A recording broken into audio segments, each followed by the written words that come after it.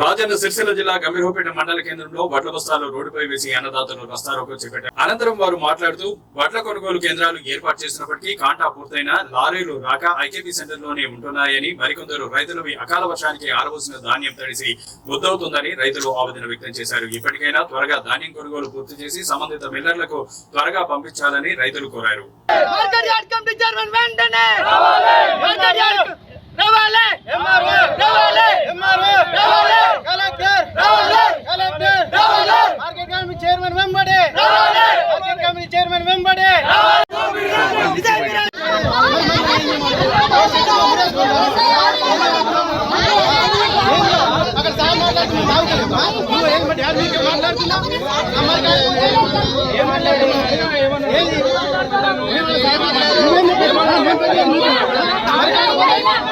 మరి మేము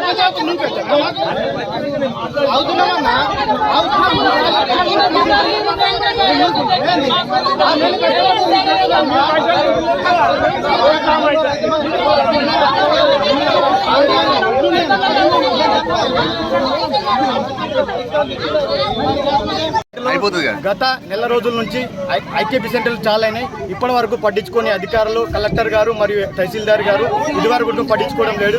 ఇక్కడ ఎలాంటి ట్రాన్స్పోర్ట్ అనేది జరగడం లేదు. గత వారం 10 రోజుల నుంచి దగ్గర 2000 బ్యాగులు ఉన్నాయి. ఇక్కడ నుంచి ఎలాంటి ట్రాన్స్పోర్ట్ జరగడం లేదన్న. సంచులు ఒక్కనే కాంట పెట్టిరు. నాతో పాటు ఇంకో ఇద్దరి రైతులే 200 సంచులు పెట్టి 900 బ్యాగు సంచి ఇక్కడ ఉన్నది.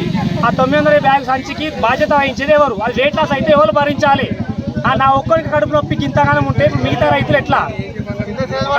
చెదలు పడుతున్నాయి సంచులు. వర్షం పడితే దాన్ని తడిచినాక ధాన్యాన్ని ఎవరు కొంటారు, ఎవరు తీసుకుపోతారు? మాకు సంబంధం లేదంటే లాస్ట్కి నా పేరు మీద 10 సంచులు కడిగేస్తా అంటే ఎవరు భరించాలి?